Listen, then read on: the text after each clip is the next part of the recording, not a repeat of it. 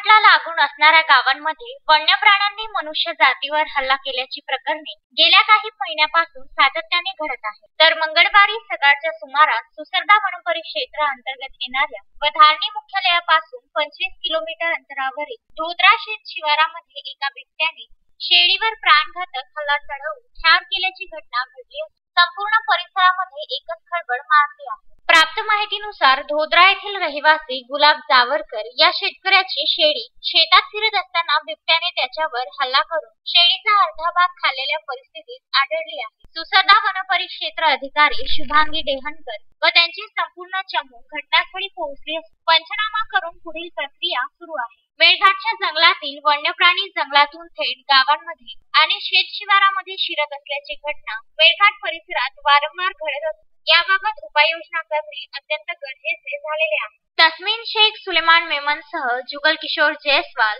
Vidarbha news, Dharni.